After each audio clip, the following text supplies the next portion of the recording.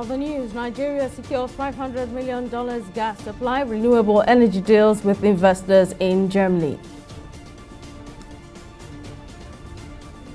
Lagos State government comes under heavy criticism amid procurement controversy. And court grants former CBN Governor Godwin Emefiele 300 million naira bail.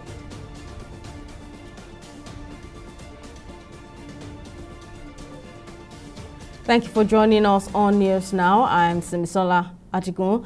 Just like the House of Reps, the Senate has passed the 2024 to 2026 medium-term expenditure framework and fiscal strategy paper with a borrowing plan of 7.8 trillion naira for 2024, 9 trillion naira deficit, and federal government total expenditure of 26 trillion naira. President of the Senate, Godswill Akpabio, announced an approval for 2024, the oil price benchmark of $73 per barrel of crude oil, 1.78 million barrels per day, and sustained as contained in the MTEF FSP document, special intervention recurrent of 200 billion naira special intervention. The Senate also resolved that all items locally produced should be banned from importation. Other recommendations are that federal government agencies ensure the deployment of ICT in the collection of all revenues by MDAs, including stamp duty collection activities, in order to block leakages. Following the $4.4 billion commitment of Germany's Chancellor Olaf Scholz to the Africa-EU Green Energy Initiative until 2030, he says Europe's largest economy intends to source a substantial portion of its green hydrogen requirements from the African continent. Nigeria businesses secured a $500 million renewable energy pact and gas export agreement at the Germany-Nigerian Business Forum held in Berlin. This report has more details. It was a gathering of notable German business executives and their Nigerian counterparts, with the presence of top government functionaries of Germany and Nigeria led by President Bola Tinubu. The State Secretary, Federal Ministry of Economic Affairs and Climate in Germany, Udo Philipp, while addressing the gathering, says Nigeria is an ideal partner for renewable energy as the world moves away from fossil fuel. He reiterates the importance of the bilateral relations with Nigeria, which is key for both countries. Nigeria is Germany's second largest trading partner in sub-Saharan Africa. And we are delighted to see that this partnership, especially with regard to trade relations, has witnessed significant growth during the last year. We're seeing many encouraging examples of successful business cooperation, also demonstrated by the fact that some 90 German companies are already present in Nigeria. Nigeria's Minister of Trade and Investment says the bilateral trade with Germany is thriving and more can be done to improve it through investment in major sectors of Nigerian economy. Nigeria is a very rich country, blessed with both natural and human resources, and we are currently transitioning from attracting aid-based FDIs to prioritizing responsible, inclusive, and sustainable investments in mutually beneficial partnerships. The high point of the event is the signing of MOUs between Riverside LNG of Nigeria and Johannes Shell's Energy Import AG of Germany on the gas export partnership, while other signed pacts brought together Union Bank of Nigeria and DWS Group on cooperation in renewable energy. This is about a project to supply LNG from Nigeria to Germany. It's about 850,000 tons per annum, expanding to 1.2 million tons per annum, where the first gas is going to be 2026 by the grace of God, and then we expand thereon. And that's going to extinguish about 50 million cubic feet per day of flares in Nigeria and open up an alleyway for exports of gas from Nigeria to Germany. Mr. President, honored that you're here. We're talking about 1.7%, nearly 2% of the German market, so it's not a tiny deal, it's a big deal. And it's going to be between two smaller companies, but they're going to do big deals and grow. Like all the other companies before, like Shell, Total, and we're going to grow and make this partnership a reality.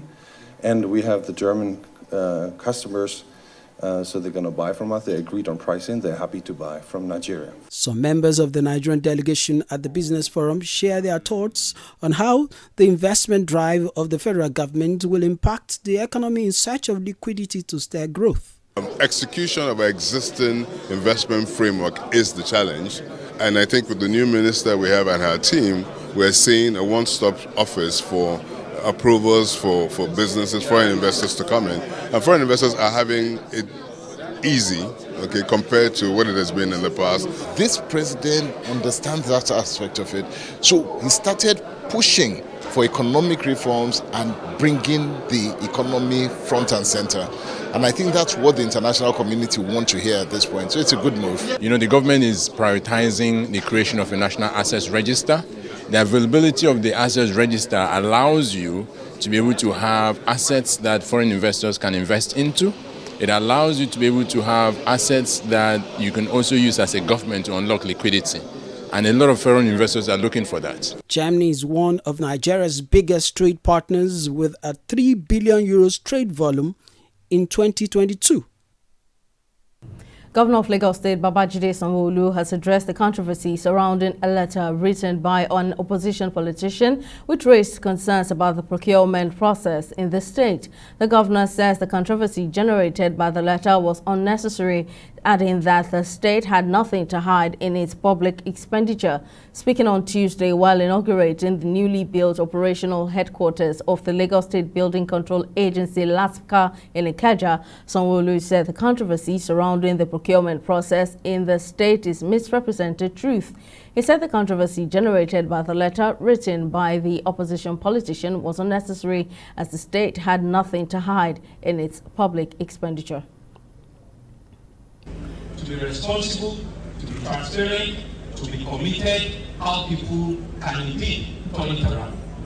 We do not have a problem with anybody, with any individual, and want to acknowledge that one, two, indeed, say that this is the way you should do it. These are the things we don't have a problem with. In fact, we appreciate criticism, we appreciate the fact that people can look at us in the face and say that you need to do well in this space.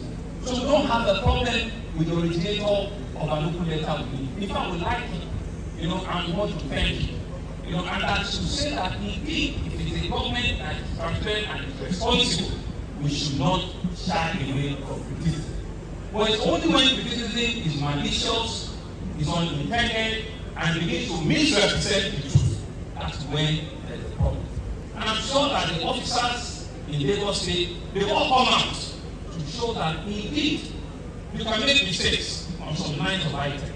I hear that there was a particular one in which an item was meant to be 2 billion, it was written as 2 billion.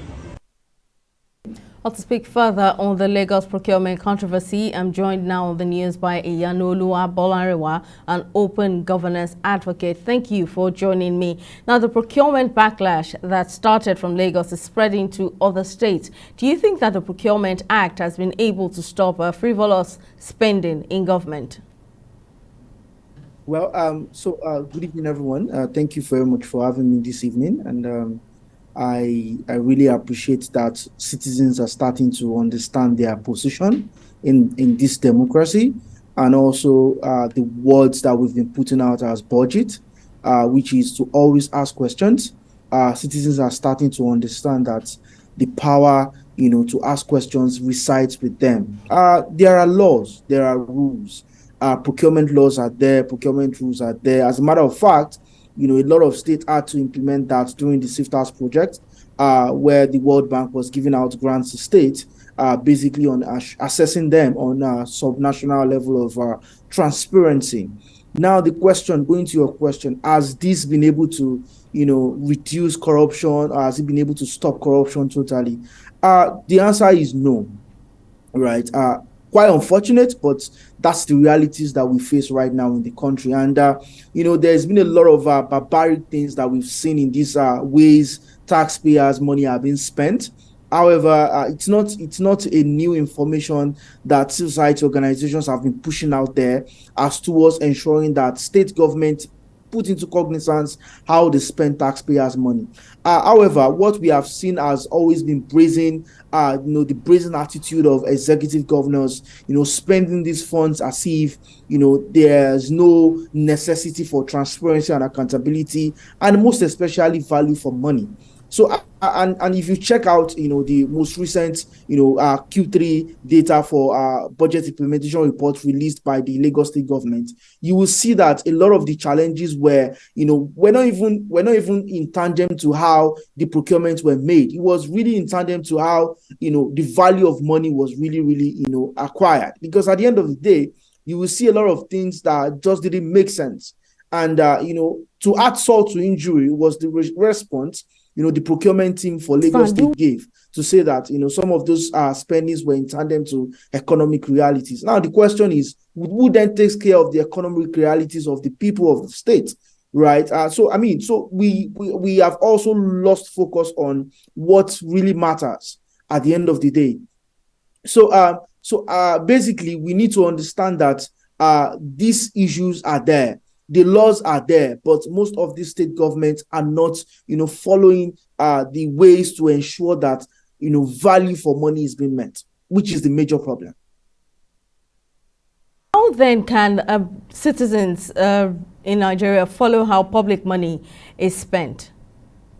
Yes, you can see that immediately we had one of the influential persons wrote a letter to the state government saying that this is what I noticed from your procurement, and this is what I noticed from how you spent money. It made citizens understand that there is a level of, engagement, involvement that citizens need to have, right? So that everybody can know that we have their eyes on their activities, right? And as a matter of fact, citizens need to understand that it's their responsibility to hold government to account, because you are paying taxes, because you are a member of the state, because your welfare is also dictated by what the state actually does, right? So it's important that citizens, follow the money, they follow the procurement processes. They also investigate on all these things that the government says they have done. And one of the ways to do that is to, follow up with the work that we do. For example, our budget, right? We have Tracker, we have Open State, we have Open Treasury, which is the GovSpend portal. So basically, we have a lot of materials out there for you to, jump on and see how your state is spending your resources, and also what your state is doing as towards ensuring that the welfare of citizens are very paramount. Thank you very much, Yanuolu Abolarinwa, for lending your thoughts. Moving on, the 81 Division Nigeria Army is making an effort to win the hearts and minds of civilians by embarking on humanitarian work in their immediate community. General Officer Commander of the 81 Division, Major General Mohammed Usman, who was represented by Colonel Musa Sadiq at the 81 Division Medical Outreach in the Obalende community in Lagos, sees the outreach as a social intervention to build a relationship with the public.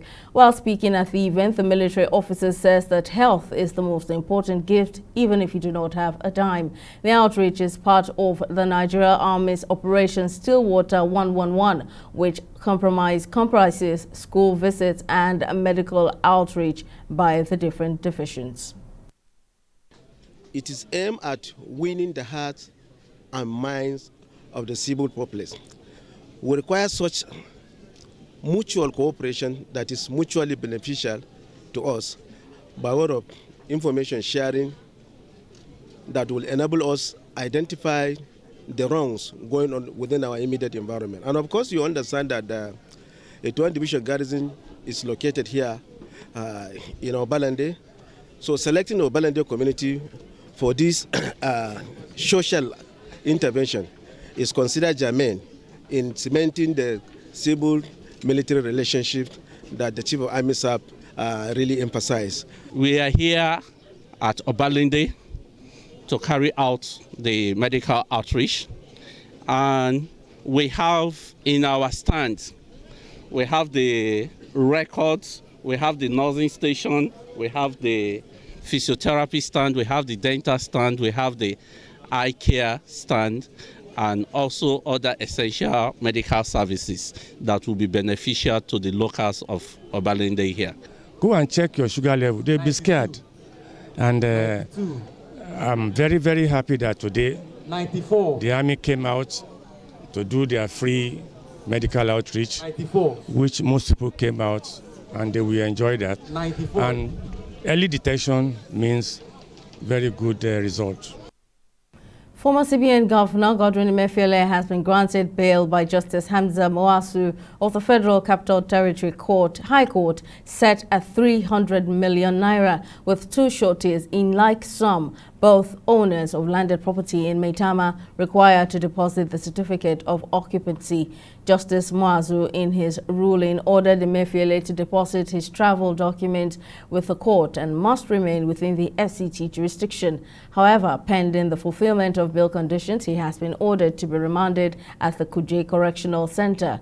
The full trial of the former CBN governor is scheduled to commence on November 28.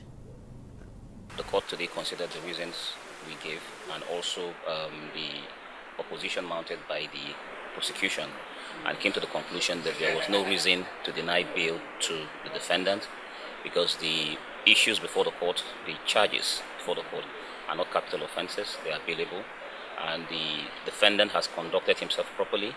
He was granted bail by my Lord Honorable Justice Adeni. He came to the court willingly. He had the opportunity of leaving the country if he wanted to, but because he has decided to face this trial and let the world know the truth as it relates to these charges, he didn't go nowhere. And the court said that counts for something. The fact that he was granted bail, he had the opportunity to leave this country, he did not leave and came to court willingly, weighed heavily in the mind of the court. And that's one of the factors that the court considered in granting him bail. Today, my Lord had judicially and judiciously exercised discretion to grant or refuse application in favor of the defendant. My Lord had exercised that favor in his that discretion in his favor, and the court imposed conditions. The conditions are that he should produce two sureties and then peg the base sum to 300 million. The property within Abuja area of Maitama area of Abuja should also be pledged to the court, and with a C of O. Well, we'll take a break now, but still to come. Manufacturers Association of Nigeria MAN rallied support for Made in Nigeria products at the Nigeria Manufacturing and Equipment Exhibition. Stay with us for details.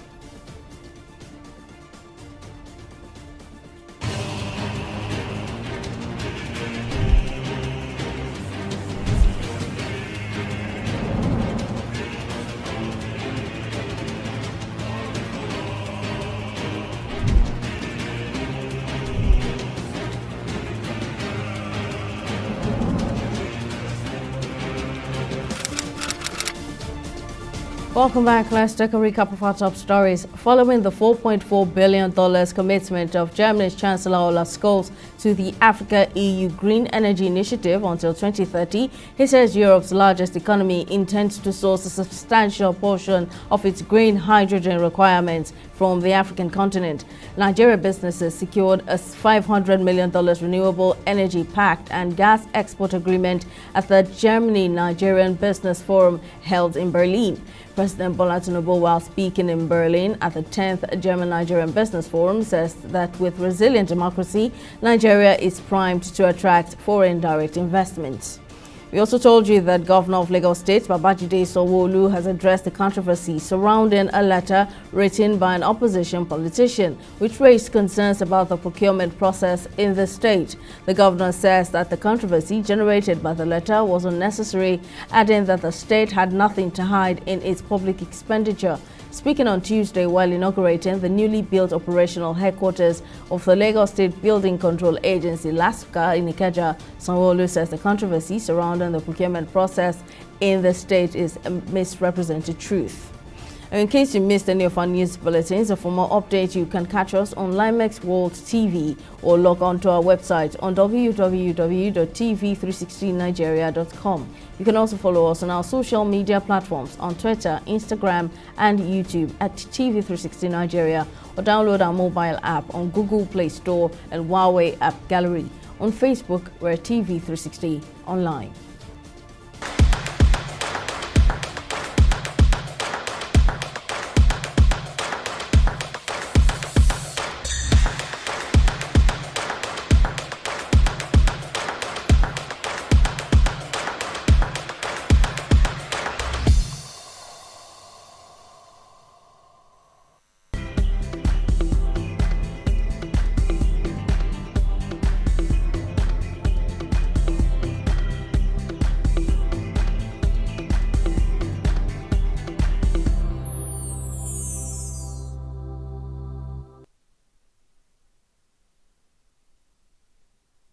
Well, it's now time for business news. Tamilore Akinkwole is on standby. Over to you now, Tamilore. Thank you, Simisola. Hello and welcome to Business News. The Manufacturing Association of Nigeria, MAN, has again emphasized the need to patronize goods produced locally to achieve a self-reliant economy at the opening of a 3-day Made in Nigeria exhibition in Lagos. The Nigeria Manufacturing and Equipment Exhibition, currently underway, is a key event dedicated to spotlighting investment, trade opportunities, and partnership within the manufacturing sector. Organized by MAN in collaboration with Shell and other stakeholders, the expo aims to reshape the African manufacturing landscape by fostering collaborations and encouraging investment. This next report has more details. Amid harsh business operating environment evidenced by poor macroeconomic indices, which shows that the manufacturing sector contributed 8.62% to the GDP in the second quarter of 2023, lower than 8.65% recorded in the second quarter of 2022, manufacturers are not giving up but pushing programs that can help drive favorable indices in the sector. MAN has taken the challenge of leading the manufacturing sector to play a vital role in the nation's vision of becoming one of the leading industrialized economies in Africa.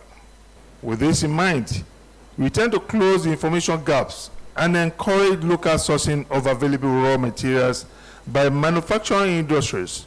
This is in line with government backward integration program. Despite Nigeria currently holding the 8th position among Africa's industrial nations, stakeholders are optimistic about Nigeria's potential to become the leading industrial country, with a primary focus placed on promoting local production. The federal government has banned the importation of fertilizer. So the Manufacturers Association of Nigeria can do as much as possible to ensure that we produce enough fertilizer in Nigeria locally. Nigeria can create a better business environment, attracting more Chinese enterprises to invest and develop here. The Ministry of Industry, Trade and Investment advocates for the use of emerging artificial and technological trends to boost the competitiveness of local manufacturers and position Nigeria as a global industrial hub. The future of manufacturing in Nigeria relies on our ability to embrace technological advancement and innovation. We must leverage emerging trends such as artificial intelligence, automation, robotics, and the Internet of Things to enhance our manufacturing processes. Addressing a significant challenge faced by manufacturers, which is the lack of sufficient energy, Shell, a major export stakeholder, is playing a crucial role by providing reliable energy in various parts of the country, contributing to reduction in production costs. Shell Nigeria Gas has a decade-long partnership with the Ogun-Gandon Free Trade Zone, which supply, the arrangement is for us to supply gas to the industries that are located in that zone. In Ogun State, where we supply gas to about 100 industrial customers, we can immediately see the effects of creating an enabling environment for manufacturers. while the event provides a platform for manufacturers, investors, and industry leaders to explore and harness the untapped potential of the manufacturing sector. It also allows companies and organizations showcase their products, services, and technological innovation related to manufacturing.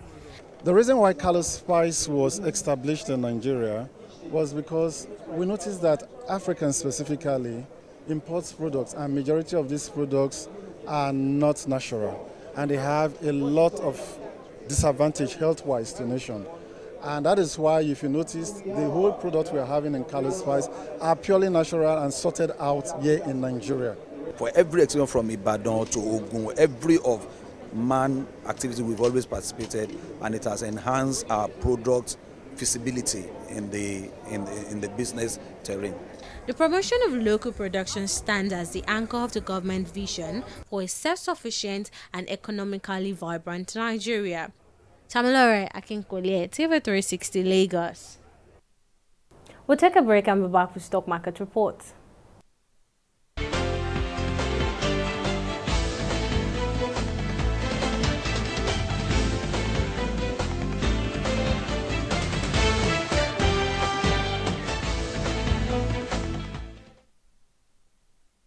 Nigeria's equities market failed to stay on the positive part on Wednesday as investors were concerned about the irregularities of Monetary Policy Committee meetings as the one earlier scheduled this week was further postponed. And a major absence of advances on Wednesday, the market decreased by 0.09% as investors lost 35 million with the prevailing bearish sentiment. Regardless of the positive market breadth of 36 gainers against 15 losers, CNI leasing ended with a 5 naira 26 kobo followed by Prestige Assurance. Now in aggregate, 117 listed equities participated in trading and exchanged 428 million volumes of shares in 6,667 deals. Now over to our select global stock is a mixed trading day as investors assume the U.S. Federal Reserve will be cutting interest rate by the middle of next year, giving only the UK FTSE in a bearish sentiment at 0.12%, leaving the UK Dow Jones and Japan's Nikkei in the bulls. And that's it on the report. Over to you, Simisola. Thank you very much, Tamilore. In international news, Israel has confirmed that it has reached a temporary ceasefire deal with Hamas, the Palestinian militant group in Gaza. The truce marks a major diplomatic breakthrough nearly 7 weeks after the start of a conflict that has spiraled into a grave humanitarian crisis in the enclave. According to the Israeli government, at least 50 hostages, women and children, will be released in Gaza over 4 days. Israel, however, hinted that the ceasefire could be extended. The truce would also allow the entry of a larger number of humanitarian convoys and relief aid, adding that the start time of the pause in fighting would be announced within the next 24 hours. And in sports, the Nigeria Premier Football League Board has fined Sporting Lagos 1 million naira for security breach. Sporting Lagos was sanctioned for failing to provide adequate security during their match day 9 encounter against Heartland on Sunday. The encounter ended in a 1-1 draw at the Mobolaji Johnson Arena, Onikan, Lagos. The club has been ordered to implement an effective match day security arrangement and organize a reorientation program for their supporters. The MPFL board also ordered the club to put in place an effective match day security plan to avoid a recurrence. The Modest Club has 48 hours to appeal the sanction. Well, that's all on News Now. Thank you very much for watching. See you again next time. Bye for now.